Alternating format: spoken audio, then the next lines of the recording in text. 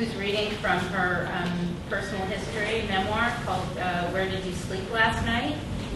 And before we begin, I just wanted to thank Jennifer Elsperman, who helped so much with tonight's reading and helped with setup. And I want to thank Damon for recording this and podcasting it. And I also want to thank Scotty Newman, who's the designer and artist behind our new MPW logo and look. So, and he's also designing the reading series materials. And here are the books. Great, thank you. Thank you, Brian. And I also want to thank Ebony Cunningham, who's not here this evening, but is so pivotal in putting together these readings for us. So tonight we're delighted to welcome Danzy Senna, who's here to read from her recently published book, Where Did You Sleep Last Night? A Personal History, which was published by Farrar, Straus and Giroux in 2009, so it was just published. This reading is our second reading of the semester. Our first was at LACMA, and it featured novelist Leonard Chang and our own Soo-Yeon Kim as part of Late Night Korea. We have 3 more events planned this semester, and these flyers are available in the back. First up, on October 26th, we have Critics Talk Shop, writing books, music, food, film, and why it matters. And we'll have Jonathan Gold, Evelyn McDonald, Kenny Turan, and David Yulin. And that panel is being moderated and was organized by Dinah Lenny. And then on Monday, November 9th, we're having a book party and reading by 2 of our faculty, Amy Gersler, whose new book is, I think it's her 13th book from Penguin. It's called Dearest Creature, her book of poetry. And again, Kenny Turan has this new book coming out called Free for All, Joe Papp, the Public, and the Greatest Theater Story Ever Told. And it's a series of oral interviews and sort of an homage to Joe Papp, who started Free Shakespeare in the Park, which sort of changed the topography of Shakespeare in America. So join us for that book party. It'll be at Intellectual Commons at Doheny. That's November 9th. And then on November 30th, we're having a Writing for Stage and Screen Roundtable. And these are all television writers who started out as playwrights. So they're of a special interest to us at MPW. Michael Price, who's a staff writer for The Simpsons and teaches television writing for us. Julie A. Baer, who was on ER for many years, wrote for ER along with Nurse Shirley, Dinah Lenny. I did not write for ER. No, but you were on ER. In the operating room, doing Same yeah. Infarction or something. Yeah, asystole. And then our third TV writer is Alexander Wu, who writes for True Blood. So that will be November 30th. So everyone's welcome. They're free. They're open to the public. So these are multi-genre events because our program, which is currently in its 38th year, is a multi-genre program where students work in multiple forms, including writing for stage and screen, fiction, nonfiction, and poetry. And books by Danzy Senna will be available at the back of the auditorium, thanks to the USC bookstore. Danzy Senna is the author of 2 novels, Caucasia and Symptomatic. Caucasia was a national bestseller and is a whimsical but disturbing Bildungsroman. Symptomatic, her second novel, is a psychological study in cultural identity. Both of these novels explore the notion of perceived human differences, race, class, and gender, as well as the alchemy of redemption through love and through a full look at the worst. Her new book is inflected by these obsessions and explorations. The difference is that this new book is a work of nonfiction. And as the reading progresses tonight, you might feel questions brewing, which is great. Questions about the relationship between fiction and nonfiction. Please keep these questions in mind because we will have time for Q&A after the reading. And by the way, please turn off your cell phone Okay, back to the introduction. And Where Did You Sleep Last Night? Danzy Senna explores her biological inheritance, her lineage. She has gone back in her own family, and where her family story crisscrosses and epitomizes aspects of the American story makes this book a larger-than-personal narrative. It's a book that speaks to many emergent identities in contemporary culture. The title, Where Did You Sleep Last Night, is from a blues song by Leadbelly. Do you guys know this song? How many of you know this song? It's a Nirvana song. Yeah. How many of you know the Nirvana song? It's their version. Well, Leadbelly is this amazing blues singer. It's a masterpiece of a song, and indeed the title of the song and the song itself, once you have heard the song, resonates throughout your reading and encounter with the book. Shall we play the song? Sure. Do you guys want to hear the song? Yeah. Okay. So the song is a call and response. It's a series of questions. The lyrics are, some of the opening lyrics, black girl, don't lie to me. Tell me, where did you sleep last night? That's the question at the heart of the song. And the song repeats that question. It yields different answers in different scenarios. So,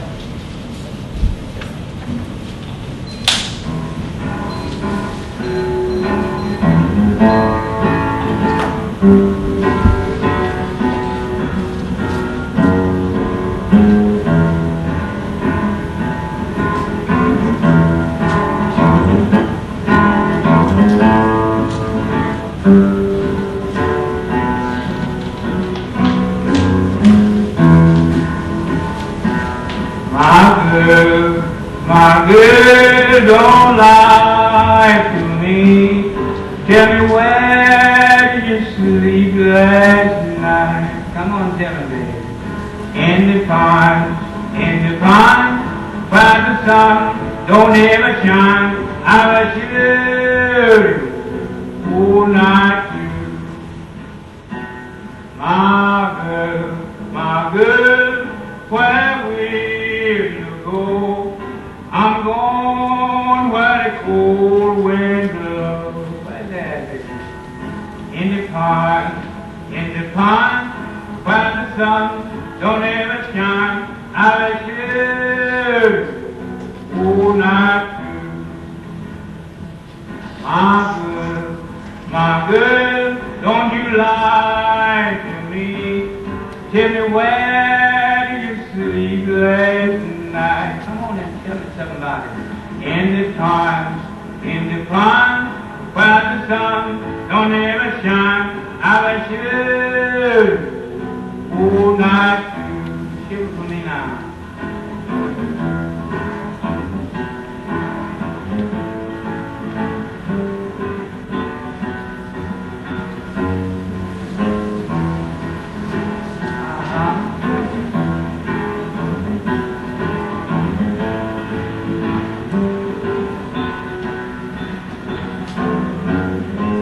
What happened down there?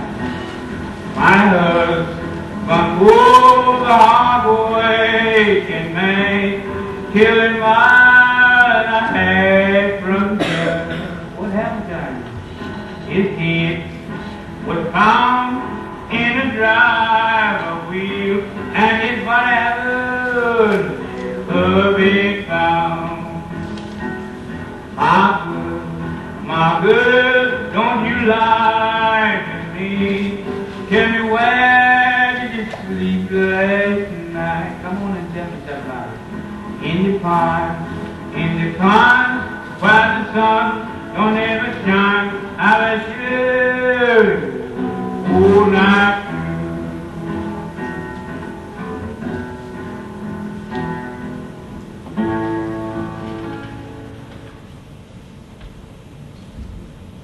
Baby, how long? that's Leadbelly. So as you know, the blues are a very strong way of handling a bad situation. Zora Neale Hurston, an enduring literary foremother, is cited as well on one of the opening pages. A quotation from Zora Neale Hurston, quote, "A thing is mighty big when time and distance cannot shrink it." I just wanted to call your attention at the top of the evening to these two underpinnings, the blues song and the summoning up of Zora Neale Hurston, as sort of the framing of this remarkable personal history that asks questions around cultural separatism. Danzy Senna's writing takes a strong cue from the strategies of the blues song as well as from Zora Neale Hurston's quest and work. The book is definitely a quest, a quem veritas. One of my teachers used to say to us, quest antithetically and live to beget yourself. And I feel like this book is evidence of that.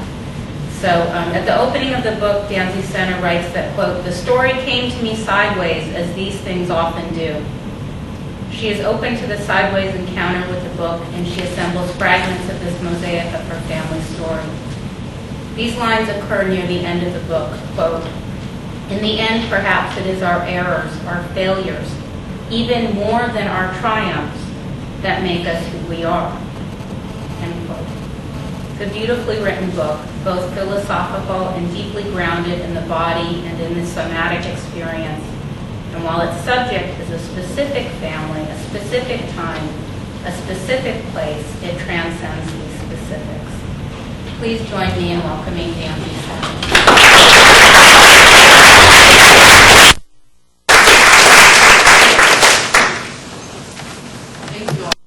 And thank you, Bridget, for inviting me here tonight. I have a 1-year-old and a 3-year-old at home, and so I take every opportunity to be with adults and think in long sentences. And actually, while I was writing this book, I wrote it over 4 years and had 2 babies in those 4 years. And I didn't realize it at the time, but this quest to understand, in particular my father, had a lot to do with my creating a new family and wanting to sort of understand the demons and makings of my original family in order to, in some way, kind of maybe change that narrative somewhat in my own life, something I'm still attempting. Thank you for that beautiful introduction. I'm just going to read a couple of scenes from the book, and hopefully you'll have some questions. There is always that moment, fragile, brief, when I see my father coming toward me from a distance and I am happy, particularly in odd places far from home, like the time he came to visit me at the artist colony in New Hampshire. I had been there a few weeks already and had bonded with the other colonists in that fast and furious way friendships can form in isolation. So it felt odd, a little bit intrusive, to have a person from my outside life come visit. But when my father called and asked if he could pop in one afternoon, it was only a few hours' drive from Rhode Island, where he lived. I felt a wave of homesickness and agreed to see him. I remember sitting and waiting for him in the common room in front of the big picture window, surrounded by a crowd of other colonists. It was midday, prime work time, but as I sat there waiting, and my father was late, very late as usual, people trickled in one by one until a small crowd had formed around me. "I hear you're waiting for your father," more than one remarked as they settled onto the couch beside me. And it struck me at some point that they were waiting to see my father too. It was curious to me that they would want to meet him.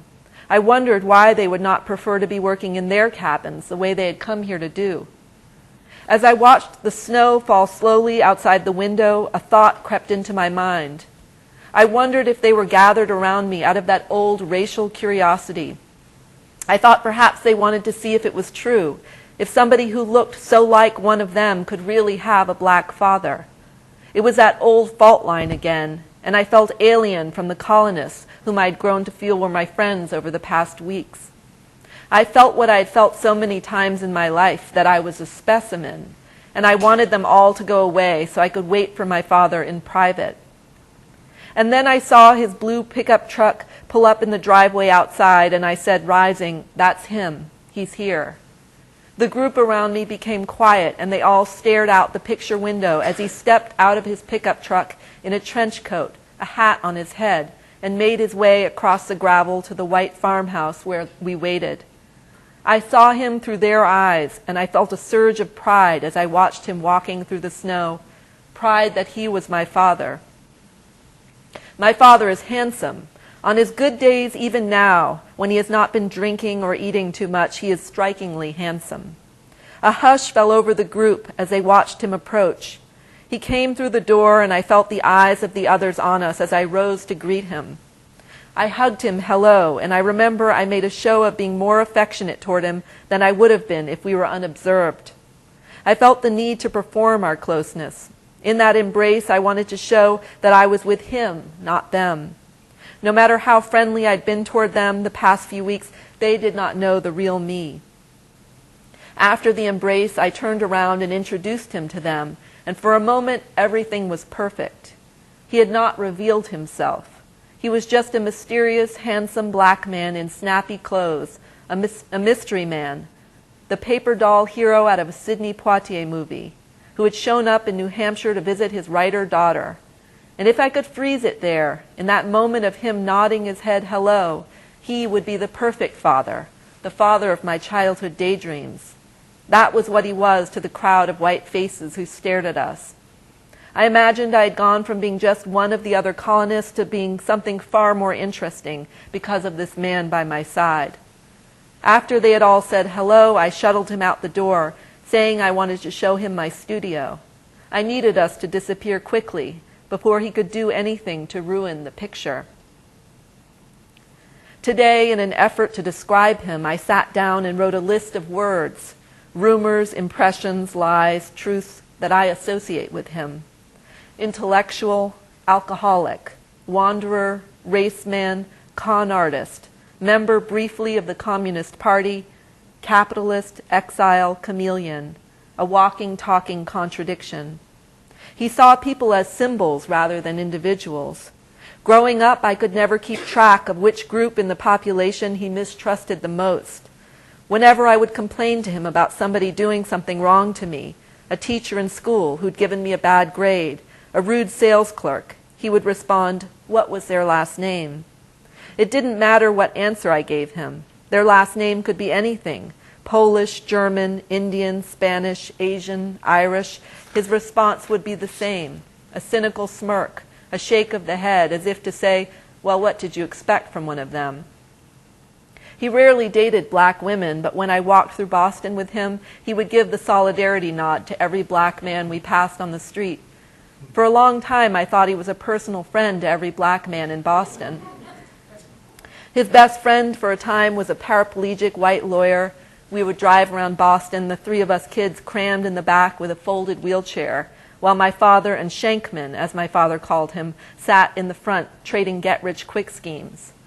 I used to daydream about a fantasy father, a cleaned-up version of my own, a father who wore a suit, made money, and didn't get drunk and lose control, and who looked just like Billy D. Williams in the 70s classic Mahogany.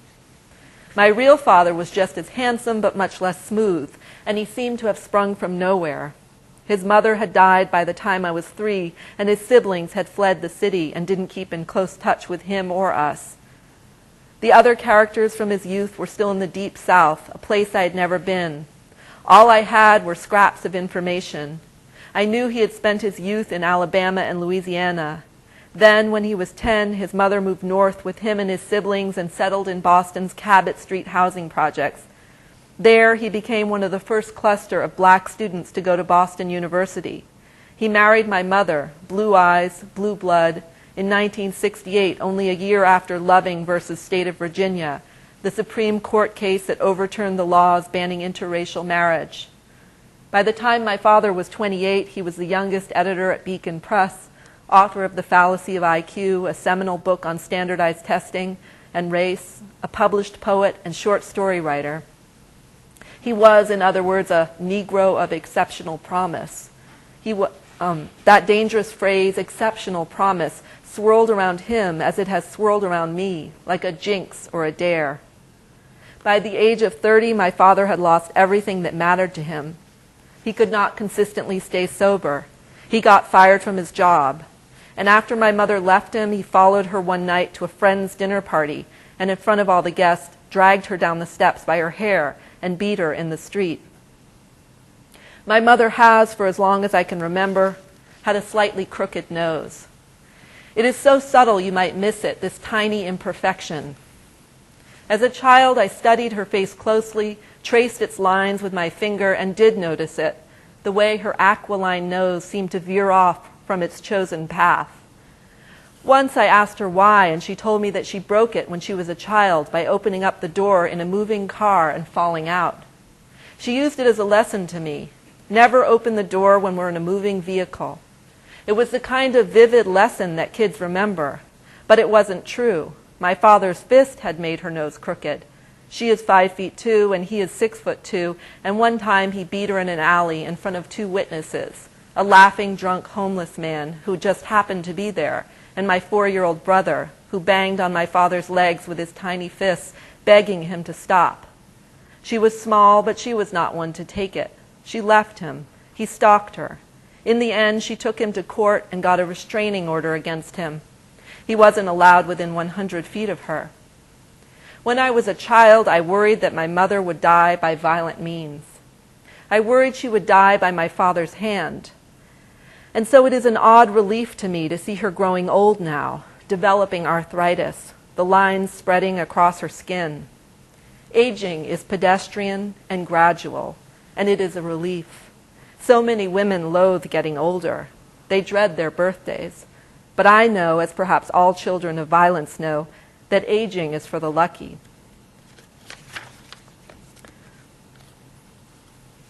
The story came to me sideways, the way these things often do. It came to me several years ago when I was standing on the corner of Brattle Street and Mass Ave in Harvard Square, waiting for the light to change. I looked up and saw what I must have always known, but had never really acknowledged. My mother's history, and therefore mine too, was written everywhere. A subway map to Quincy Market, an advertisement for DeWolf Realtors. Before me was Harvard's campus, where my mother's father and forefathers had studied, taught, and presided. Just a few blocks up was my great-grandfather's ode to tobacco, engraved on a bronze plaque on the wall outside the century-old smoke shop, Levitt and Pierce. It was quite literally all around me, on street signs and statues, on subway maps and plaques. I saw it that gray winter day for the first time, really recognized it with a rush of embarrassment, amusement, shame, and pride. Disgust and glee all mixed together. Because in the next breath, literally, I thought of what was not there, the other half of me, my father's side, which I knew nothing about and had never really thought to wonder about until now. I could go on about my mother's pedigree. Bostonians are obsessed with pedigrees. They suffer from, quote, grandfather on the brain, as one social critic put it. They make a distinction between long-tailed Bostonians and short-tailed Bostonians. My mother has a long tail, that, quote, impressive lineage of scholars, authors, and thoroughly eminent Bostonians mentioned in a Sunday Globe article. She can trace her lineage back to the Mayflower, the Quincy's, the Adams, the Huntingtons, the Howes, the DeWolfs. One day I spent an hour in the Berg collection of the New York Public Library looking at a signed first edition of The Gentle Americans, biography of a breed, written by my mother's aunt, Helen Huntington Howe, and published in 1965. It describes the world of my great-grandfather, Mark Anthony DeWolf Howe, essayist, biographer, and editor of the Atlantic Monthly. The librarian in the Berg collection was very careful when putting The Gentle Americans in front of me. She placed first a velvet cloth on the table, then 2 foam cradles to protect the spine from bending, then a strand of what looked like prayer beads to weigh the pages down. And then, and only then, did she lay the book down for me to open. The book is described on the dust jacket as, quote, a delightful recreation of the literary and social life of some remarkable Bostonians. Remarkable indeed. One notable ancestor, Captain Norwest James DeWolf, is described as having a record that is, quote, the most appalling and therefore the most successful of all the Bristol slave runners. The old trader sometimes had to put down his morning cup of coffee because he seemed to see blood on the surface of it. And when he saw it, he remembered his throwing a slave with smallpox out of a boat and chopping off his hands with an axe when he tried to pull himself back over the gunwale. For many generations, the, quote, gentle Americans whom Helen Howe celebrates in her family memoir tried to downplay their ancestral connection to the slave trade. My great-great-grandfather on my mother's side, another Mark Anthony DeWolf Howe, was the first Episcopal bishop of Pennsylvania. It was, quote, the bishop, as he was known, who in his generation added the final E to the Wolf family name to add tone. He was the husband of 3 wives and the father of 18 children. The bishop also, in regard to his more unseemly family history, had a special way of mincing words. In one way or another, some of our people, he wrote in a private family history printed for his children, had plantations in the West Indies, and there came to be a considerable colored population. And I recollect that for a while, in my early days, they occupied a certain part of town called Goree. He was, of course, in his own oblique way, referring to Goree Island off the west coast of Africa, where this, quote, considerable colored population were stored before they were shipped off, stacked in chains below deck. My great-grandfather, being a liberal Bostonian man of letters, didn't like to dwell on the topic, found it disturbing or embarrassing, and was, quote, considerably saddened when one of his more rebellious nephews published a scathing account of the family's involvement in the slave trade. Nevertheless, the Gentle Americans is, for the most part, celebratory of what my great-aunt calls the ideal exemplars of a breed that is now extinct. Included in 3 generations of my family are 3 mayors of Boston, 2 hosts of Lafayette, 1 Harvard president. White noise, in the Random House Dictionary, is defined as, quote, a steady, unvarying, unobtrusive sound, as an electronically produced drone or the sound of rain, used to make or obliterate unwanted sounds. White noise is the sound you hear but don't know you are hearing. It is the sound that puts you to sleep. That day I could hear white noise in the shush of tires on wet gravel, the whisper of northeastern arrogance, the drone of a history lesson of inherited accomplishment, privilege passed down through the ages. And seeing these signs of the written half everywhere, it was the absent story that I hungered to find. That is, my father's family story, and through it to find my father himself, he who seemed to have no tale or tale at all. Though I grew up with him, I knew only random details about his past. There were black relatives in the South we didn't see who called occasionally and asked after the, quote, little white children, as they called us. He grew up not knowing his father, the source of his Spanish middle name, aware only of what his mother told him. He was the son of a Mexican boxer who had abandoned his wife with 3 kids and was never seen again. I knew my father had feelings about the past, that the people he grew up with in the South were important to him. But the stories of his childhood were not really stories, just odd, incongruent details that slipped into conversation, it seemed by accident.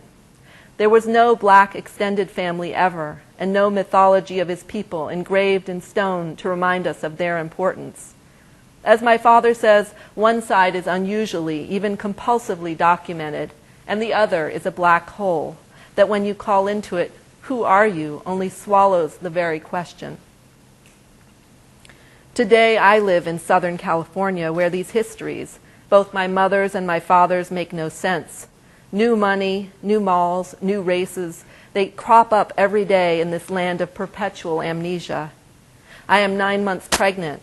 I have left behind my first family and am on my way to creating my second, chosen family. And so, in a sense, I am free of all of this history. My husband and I live in a fancy, brand new apartment building where television studios house actors and talent show contestants each year. Wannabe movie stars pass me in the hall on my way to the trash chute. My husband and I have noticed there are a large number of attractive interracial couples and their cafe au lait progeny living in the building. We had not sought out racial comfort when we were looking for a place to live. Just ease and sunlight and high ceilings and a neighborhood where we could walk. But what we've stumbled on is something I could not have imagined existed growing up in the rigidly stratified world of Boston. What we have now is multicultural to the point of absurdity. The week we moved in, our neighbors down the hall, a white fashion model and her television personality husband, a first-generation Nigerian American, left us a gift on our doorstep. a pair of tiny baby-sized fur boots in preparation for our baby's arrival. The Indian woman in the lobby gave me the name of her pediatrician. The very trim and pretty building manager, a black woman named Lane, mentioned a Mexican nanny she could recommend. There is so much approval and friendly anticipation of our baby before he's even born that I begin to fantasize this is a secret cult, like the one in the apartment building in Rosemary's Baby. Except that this group is based not on devil worship, but on miscegenation worship. It strikes me that my husband and I are only passing as an interracial couple. I wonder if these same people will be disappointed when they find out, if they find out, that we are in actuality something far more old-fashioned, a red-boned black man with a high yellow woman, that our backgrounds are embarrassingly similar, a swirl of slave masters and slaves. Outside the window of my office where I sit writing about the tangled past are palm trees and cars zipping past on Rossmore Avenue. And across the street is the Country Club Manor, an elegant old building where a famous comedian is rumored to keep his pied-à-terre. Farther down the block is the Mauritania, an Art Deco building commissioned by Jack Haley, the actor who played the Tin Man in The Wizard of Oz. 2 doors down sits the Ravenswood, a building Mae West lived in until her death. I suppose it is no coincidence that it is here I have chosen to give birth, so far from Boston and my history, far from my parents' saga of the Deep South and the Deep North. Here in the pale light of my chosen amnesia, I can imagine I am free. And so most of the book is actually my sort of detective work in trying to understand my father's family history. I travel down south with him and discover this very strange and loaded family secret involving his paternity. And I also sort of weave it, the book is really a series of fragments and scenes from the past, the history books, and from my memories of my father. But I also move into my present as I'm writing it. And so much of the book was sort of, the center of the book in a way is my parents' divorce and this kind of cataclysmic divorce that happened in the 70s, and looking backwards and forwards on either side of that. But I have one scene I just want to close with, which is of one of the few times my entire family has been together on a holiday, and just to give a sense of where we are now as a family. My husband has rented a Volvo for our Christmas holiday in Martha's Vineyard. He rented a Volvo to please me, and I think as I sit on its heated leather seat beside him that it's the kindest thing anybody has ever done for me. He remembered something I said to him a long time ago, a fantasy I described to him before I even got pregnant, a silly fantasy I had of us driving up to my mother's house in a Volvo station wagon with a baby in our back seat. In my fantasy, it was summer, and it is winter here now. The island is emptied out, barren, like a photographic negative of itself. But it doesn't matter, because I am in a silver Volvo with my husband beside me, and our baby is cooing in the back seat, and I feel like I am in the car commercial of my dreams as we wind along the country road toward my mother's house. My brother and my sister and their children are all there. We will have a rare reunion with the newest generation of cousins together for the first time. I can almost hear the soundtrack that accompanies us as we drive along State Road, can almost hear the voiceover describing the car's virtues. I have been susceptible to car commercial fantasies ever since I was small. Car commercials and sitcoms and movie families have embedded themselves under my skin. I used to whine and plead with my eccentric mother, "Why can't you be a real mother?" Real to me was what I saw on TV. And right now, from where I sit in this Volvo, it feels like maybe I've made it. I'm finally there, living inside the car commercial, not on the outside anymore. Volvos have a particularly special place in my imagination. They were the cars driven by the fathers I never had, fathers with sensible shoes and kind eyes who loved their daughters, preparing them for a life of loving men who loved them back. As we drive toward our destination, it does cross my mind that my husband looks not like those white dads of my youth, but rather like my own father, the same copper skin tone, the same soft black curls, the same vaguely mixed features. And so perhaps I've rewritten history by making a black man who looks like my father drive a Volvo. It's raining when we arrive at my mother's house on the West Tisbury-Chilmark border. It's a classic Cape Cod house, the kind with weathered shingles and white window boxes. Tonight, the windows glow yellow. I can just make out the edge of a lit Christmas tree inside. It looks like a gingerbread cottage under the rain-darkened sky. It looks like a house from a dream or a fairy tale, like a place where nothing bad can happen. But as we pull into the driveway, something interrupts my reverie. My 3-year-old nephew comes running around the side of the house with his hair soaking wet, naked from the waist down in a t-shirt and a pair of mud-drenched socks. He's laughing and screaming, and my mother is on his heels. She looks wild herself, with a blue bruise on her chin and her blonde hair wild and tangled around her face. Through the windshield, I watch as she grabs him and tries to drag him back inside the house. The child flails and tries to break free, his face alight with taunting laughter. For a moment, I had forgotten how mad my family is, all of them, how far from the car commercial we really are. The Volvo's engine is still running, and we watch my nephew break loose from my mother's arms and run off screaming naked through the rain. And my mother seems to finally see us parked there in front of her. She wipes wet hair out of her face and gives us a weary smile. We have our Christmas Eve dinner in the clutter of my mother's house. She and my brother have pushed a series of small tables together so that it has the feeling of a long line of child's tables rather than one adult one. My cousin Rebecca and her husband Jeff and their daughter Iris have come from New York City.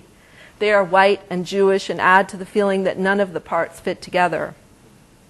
My sister's 3 children are half Pakistani, and they all live in England. My brother is married to a woman who is half Chinese and half white, and they have a 9-month-old daughter named Xing. My father is there too. He showed up at the crack of dawn this morning without warning after a 36-hour bus trip from Canada, wearing a rumpled suit. My sister glanced out the window to see him meandering across the lawn, like the ghost of Christmas past, like Love Bensie of Tobacco Road, who walked 7 miles home eating a raw winter turnip. That night, my father and my mother sit at one table, like husband and wife, surrounded by their children and grandchildren. All of the children are sick with the flu, and they take turns sticking their germy fingers in the baby Xing's mouth. My father cuts the chicken and serves tiny portions to the hungry guests. There really isn't enough food for this many people, and so we each eat a dollhouse version of a meal.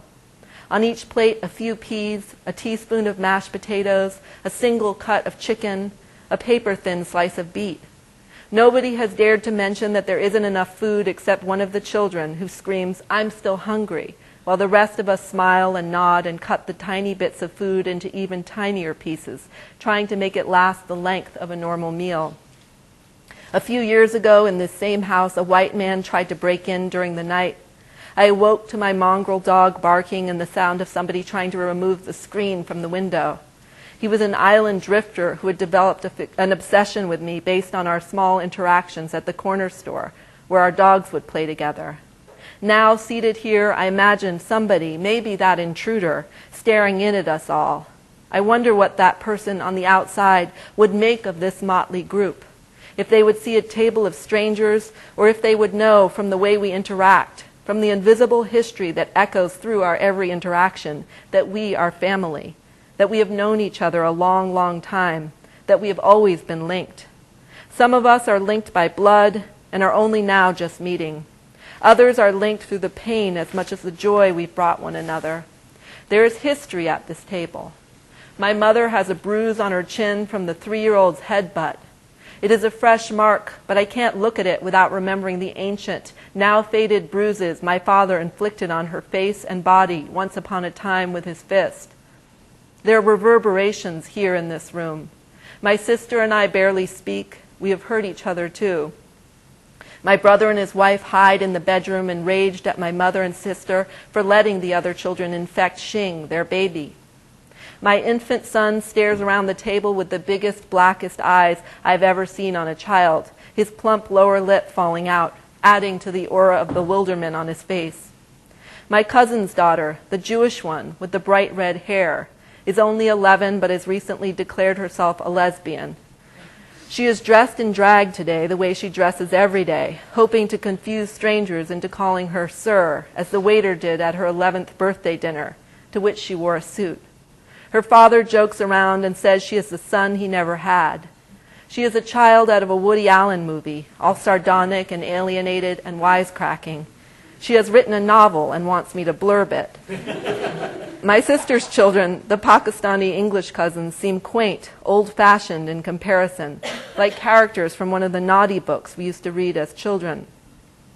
In this spirit, perhaps, the English Pakistani cousins have brought from across the ocean of Gollywog doll, coal-black face, white bug eyes, red felt smile, a snappy pinstripe suit. They present it to their cousin Xing as a gift. My brother loves it and says, anybody who finds him offensive can get the fuck out.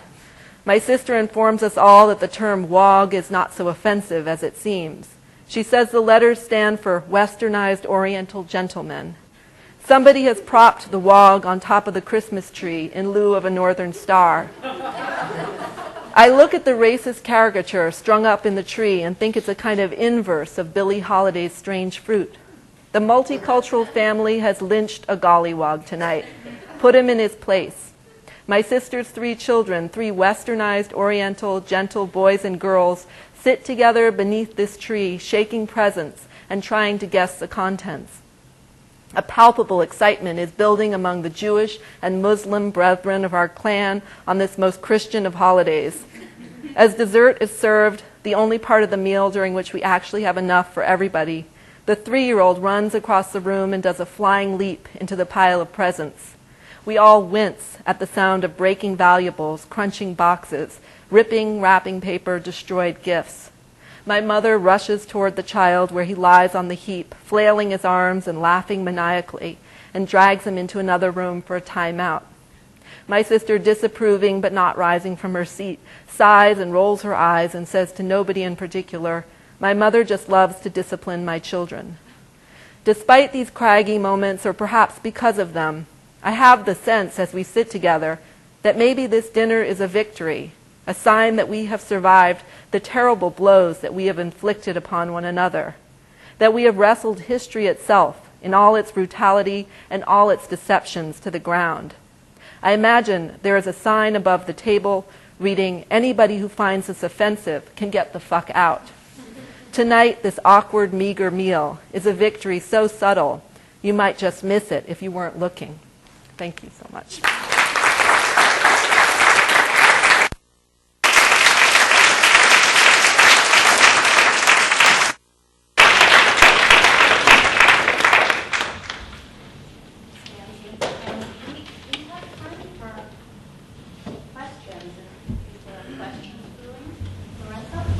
Thank you for your time tonight. In your book, you mentioned that as you were comparing your mother's and father's histories, you realized that your father was more American and more indicative of the rest of the population than your mother's. What did that realization do to how you wrote the book and how you associate with other people of mixed racial backgrounds or mixed ethnic backgrounds?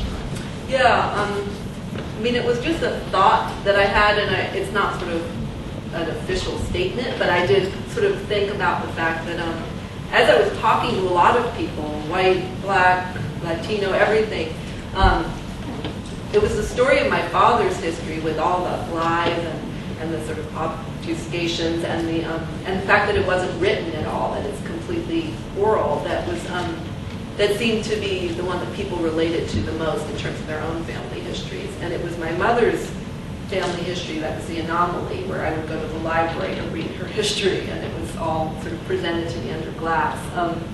So it was just a kind of, my mother's family sort of has always presented themselves as the kind of ultimate American family, and actually I started to feel my father's story was really very much about America and sort of the essence and origins of this country. Yes. I really enjoyed reading your book, and it sparked some curiosity for me as far as my background. I'm just curious for you, writing this personal history, the risks involved with doing that. What sort of compelled you to want to do this at this point in your life, and did you have,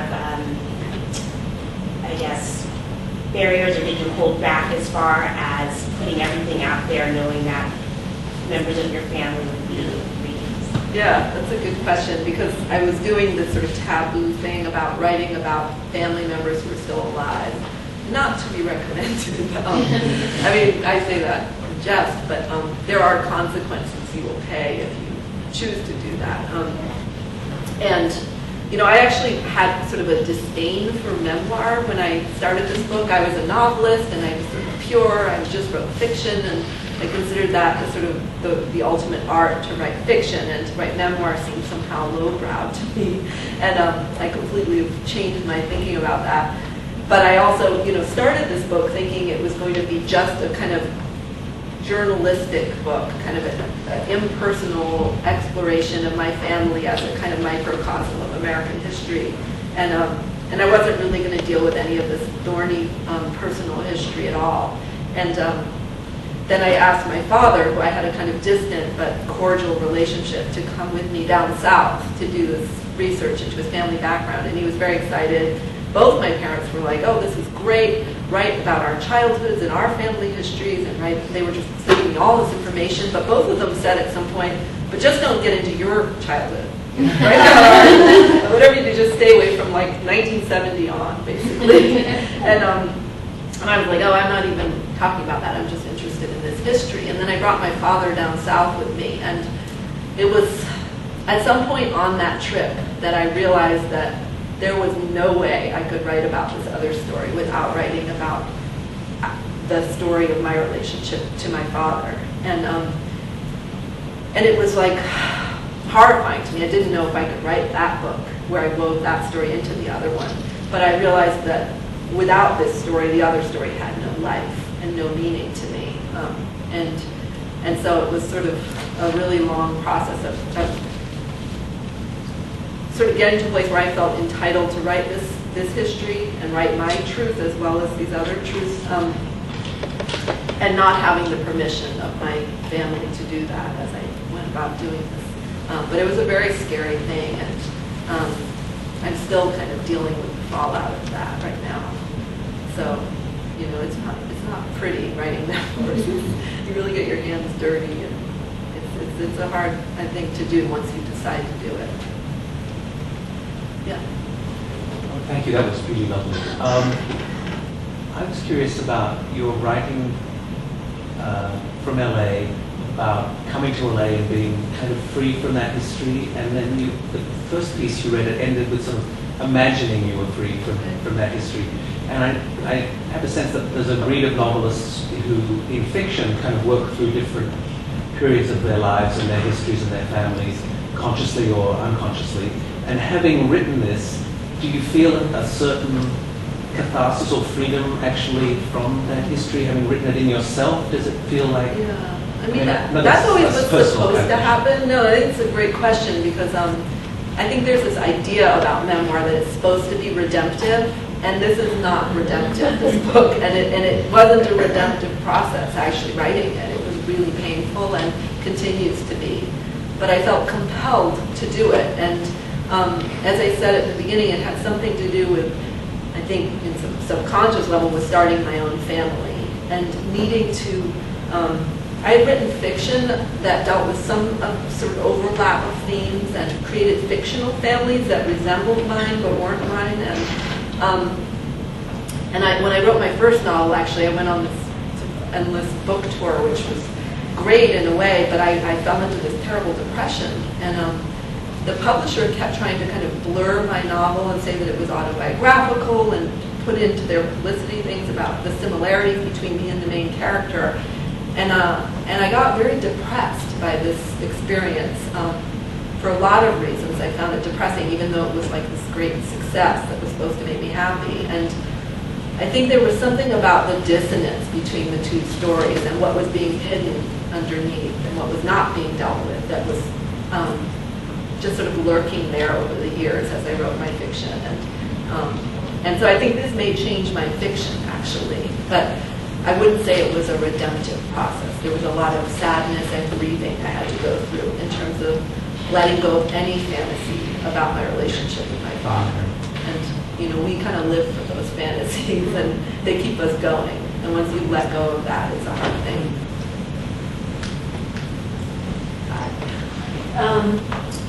It's kind of tied to David's question in a way. I mean, people have said to me, why have you written a memoir? And I give a really kind of silly answer, but in a way it's a true answer too when I say, and use all that material? I mean, where would my fiction come from? What would I, you know, it's like if I put it all into a novel. And what was interesting is you said you have used, as we all do, you know, parts of ourselves in our fiction. But now you've come quite up front. Come clean, and you've used, you know, it was such a wonderful reading. I just, you know, it's really compelling, beautiful prose. Do you foresee now writing fiction? Yeah. And how will that change how you draw on the past? Or can you even imagine how it might? Well, I think I got sort of stuck on certain themes in my fiction before I wrote this book, and I feel like the sense of it opening up. I have friends who are also biracial, so we call ourselves movement babies because we were all our parents met like between 1968 and 1970. Some of them on like the freedom train, and, you know, it was like all these cliches where our parents met. And you meet someone mixed around my age, you're like, oh, they meet in the movement. And, I think there's a way that our parents had a very, this is not completely direct, but it just brought this up, the direct answer to what you're asking. But there was a way that my mother and father's generation has had a very powerful hold on the imagination of their children, and we've been very sort of dutiful in upholding their mythologies. And for me, this was really important for me to just not work with their mythologies, but to try to kind of, in a way, show the cracks in that mythology. And I think because there was something about writing fiction about this material where I kind of kept finding myself constrained by that 60s and 70s sort of generation mythology, and trying to find my own narrative, my own mythologies out of that was really hard. It's kind of hard to explain. I haven't actually really thought it out, but there was something about, I was on a panel with Rebecca Walker, who wrote about her mother's Alice Walker, and we just had this kind of moment of revelation where it was like, until we wrote these stories, we were going to be daughters of.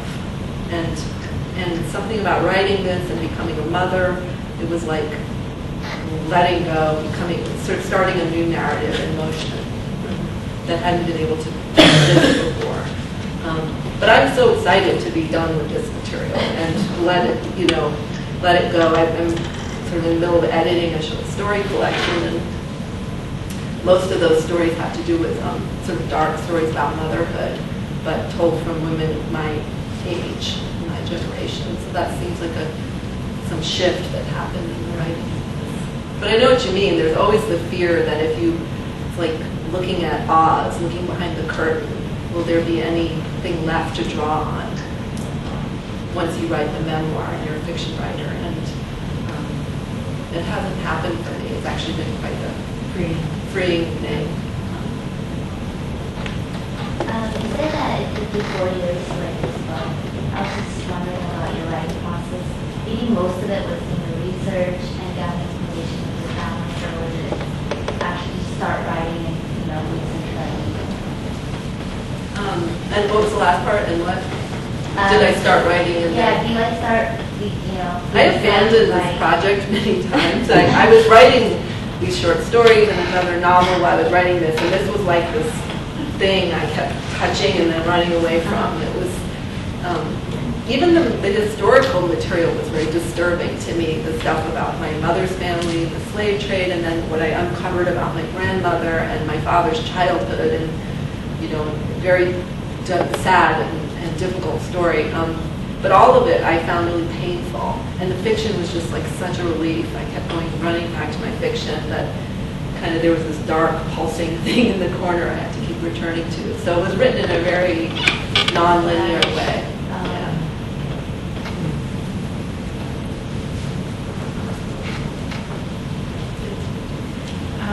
I was struck by what you said about it not being redemptive, but it does feel like it's cathartic, specifically the secret that you uncover. And I just wonder, like in terms of, there are a couple of different questions in here, so you can unpack any one that you like. But I'm curious if there were like some practical models of memoirs that you admire that you thought about.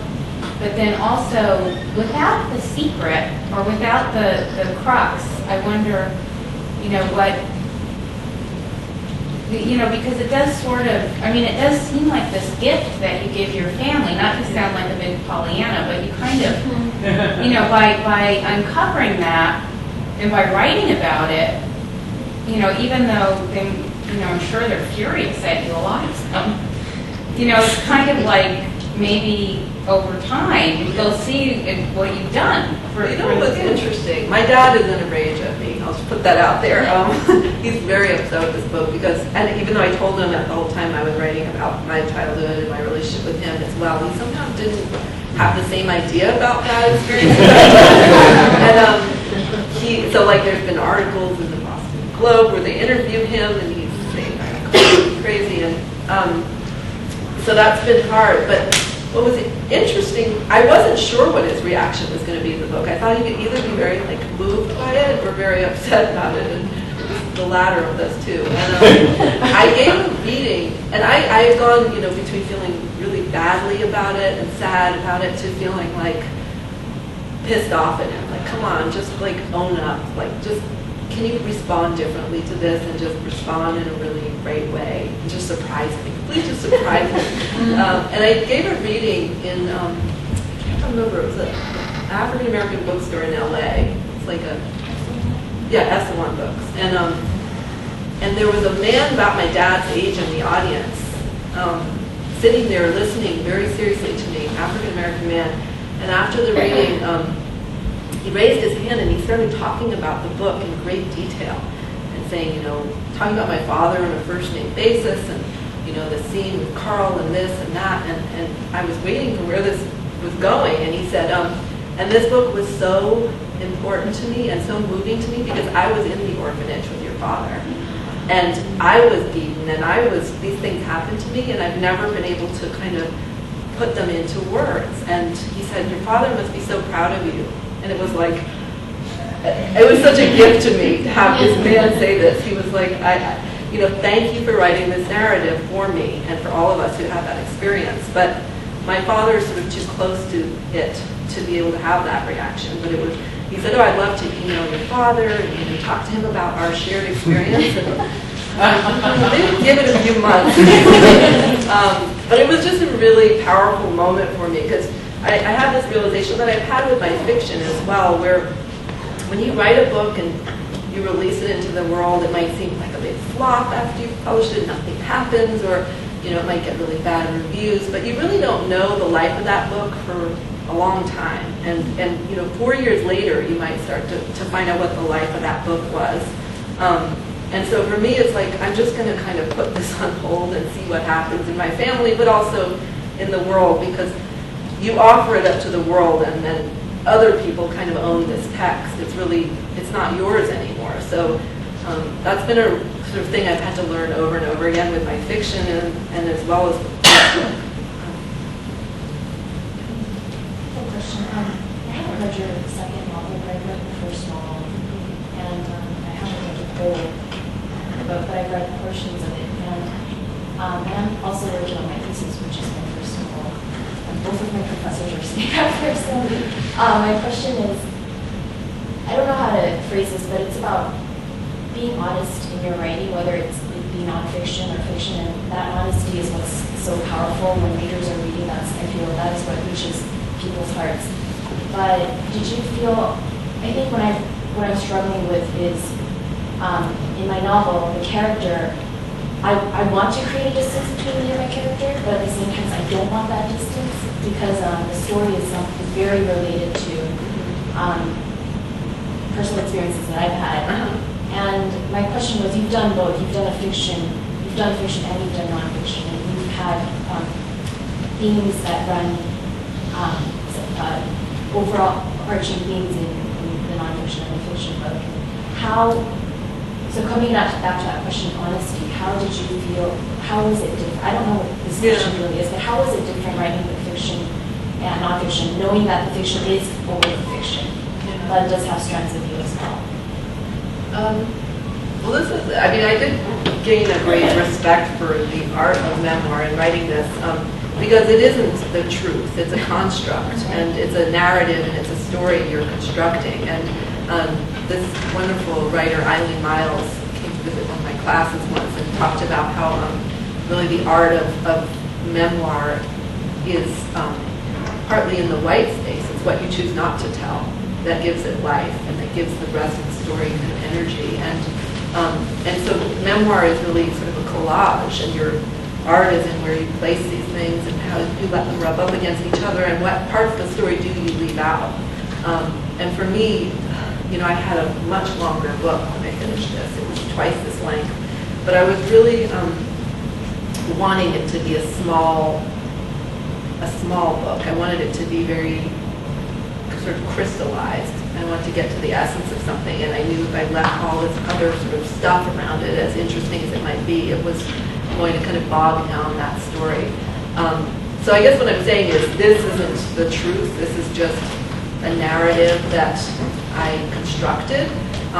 I think the difference is that I had to be as true to my own memories as possible, and memory is a fiction. So once you kind of recognize that, it becomes really blurry and messy. And that's, you know, my father has a different story that he thinks about my experience with him. And these are two different narratives, and so for me, it was the problem with writing memoir is that you're doing what you do with fiction, is you're struggling to make a beautiful sort of construct, but you're also struggling with the emotional thing of writing about true things that you experience. So you have this double whammy. Like I kept saying, it's as hard to write a memoir as it is to write fiction, but then you have to worry about what the characters are going to say when you're done. It's really terrifying and difficult thing. I'm curious, you talked about kind of leaving behind the mythology or the history that your parents left for you after writing this personal history, kind of on a personal level. What do you plan to leave, or what do you teach your children about the history? And yet, obviously, they're too young to look or whatever, but as they grow older or something, what are you going to do differently? Like, how does the book help shape that? Yeah. I mean, this book was, really important for me as a gift to my sons, just so they can have what I didn't have, which was an understanding of, part of this for me was understanding how my dad got as damaged as he did, as a way to kind of forgive him. And I'm sure I'm doing plenty wrong with my kids, but they'll get to see, where some of the seeds of that came from. But, it's like, I don't know, part of the thing about writing this book and at the same time having babies is having children is so humbling, because there's no way to do it right, and you're going to screw it up, and they're probably going to write a memoir about you. So you just have to let that happen. And hope for the best. I don't know. Yeah. I was just curious, writing nonfiction, I can imagine that things don't ever stop being emotionally charged. And at what point do you feel like you're ready to put something down on paper? And do you ever feel like maybe it would come out differently, say 5-10 years from now? Yeah, I think that's the same with fiction too.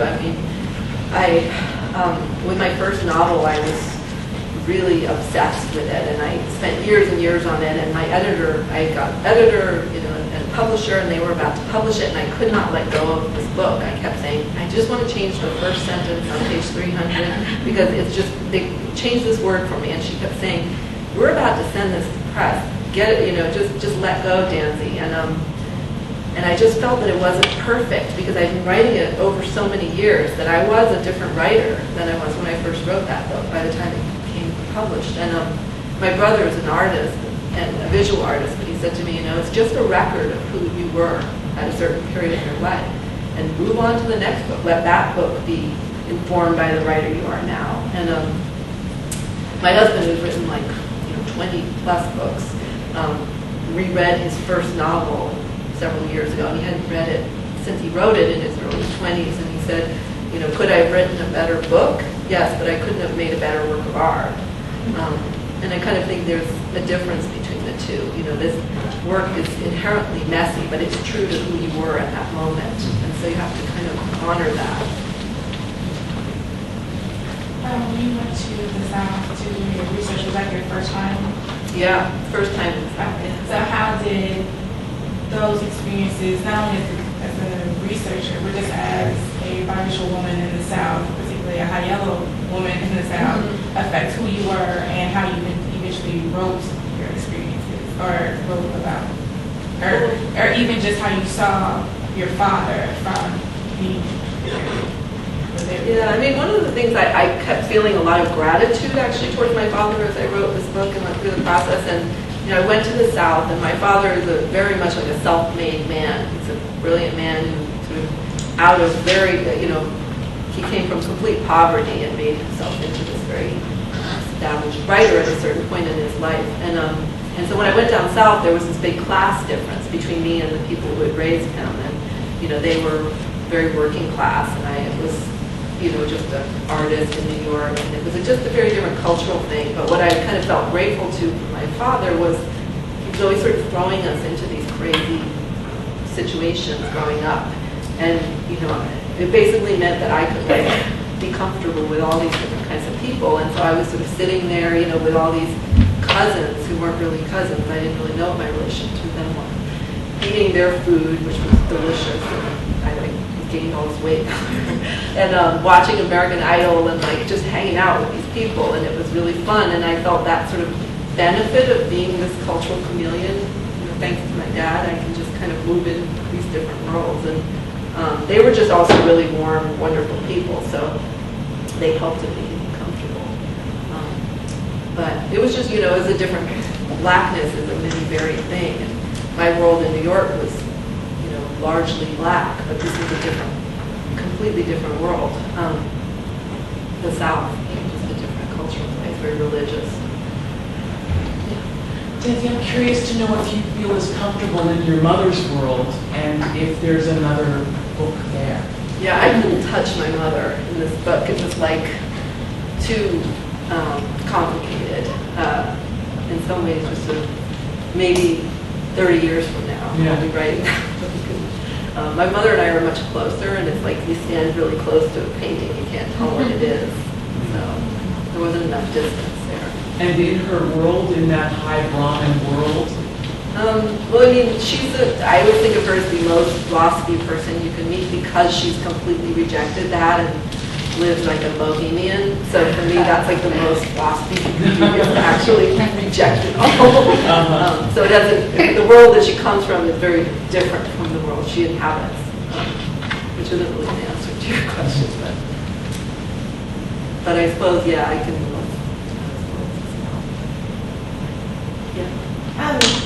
I'm really bad at titles, so just wondering how it was inspired by, it's a song title, but what about this song did you think that your book, the lyrics, or was it a character that this kind of was? Yeah, I mean, as I said, the book was originally going to be very kind of coldly investigation into my family history, and my grandmother was the center of that, this black woman who had all these children that were lighter than her, and who had this story about who their father was, but nobody had ever seen him. And that was sort of going to be the center of the book, and it kind of was. But that was what I sold the book as, and used that Lead Belly song because it seemed to fit so well.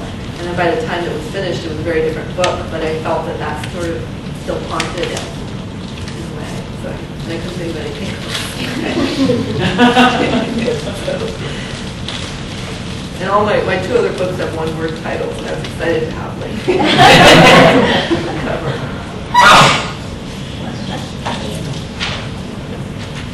Any other questions for Danzy?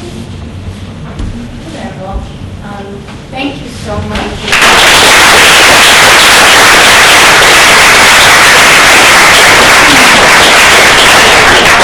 If any of you have books, which I'm sure Danzy will be happy to sign, and there are books available in the back. Oh, also there's Caucasia in the back. My second novel is never sold anywhere, and it's like the dark period or something. It's like the Black Album or something. Weird.